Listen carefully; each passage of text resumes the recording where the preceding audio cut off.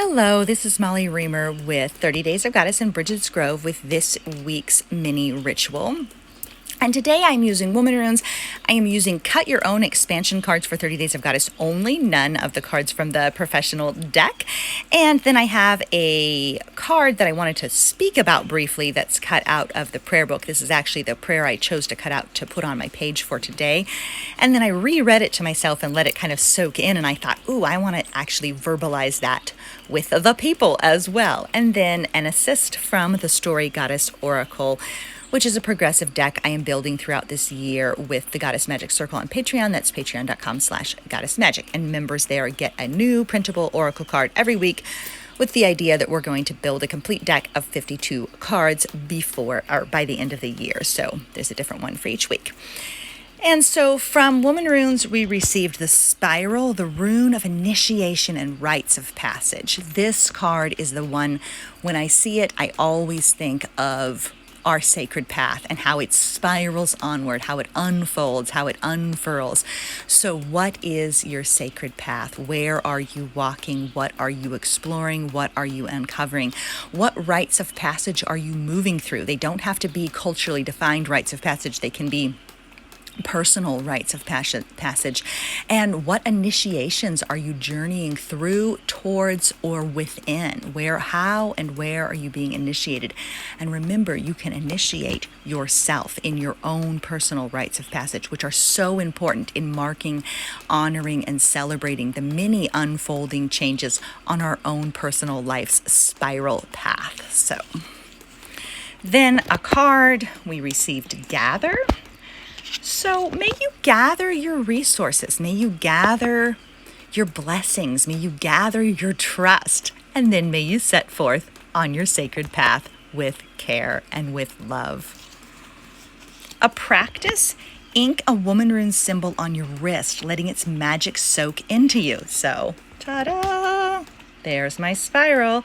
And actually, I have these temporary tattoo markers that are by, I think they're Bic. So they're temporary tattoo markers, and that is what I use to ink it on. I used to use liquid eyeliner, and then I discovered these temporary tattoo markers, and I thought, haha, those are perfect for inking on Womanrunes. They last a little longer than temporary tattoo, and they come in colors as well. So I really find that a nice, if you put it on the inside of your wrist, then you glance at it as the day goes on, and it helps the rune really soak in. And I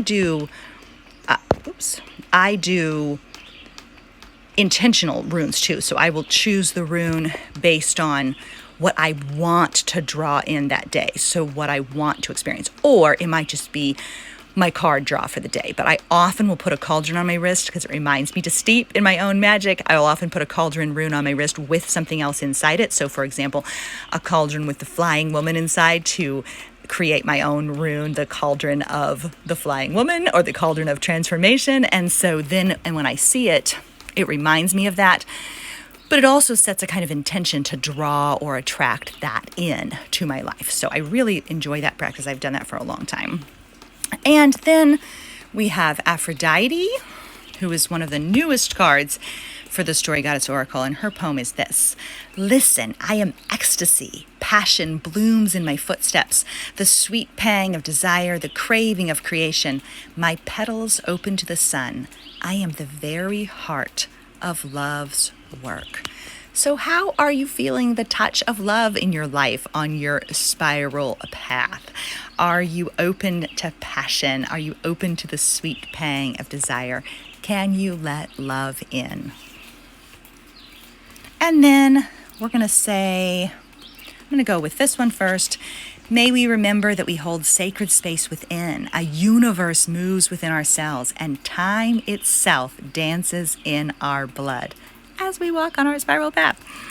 And then the closing prayer, blessing / theology is, I saw this, and sometimes I write things that they come back to me when I need to see them and remind me of truths that are really deep in the core of my spiritual life. My primary practice, the heart of my living spirituality, is to see the goddess everywhere. And there was a crow. Perfect timing. Thank you.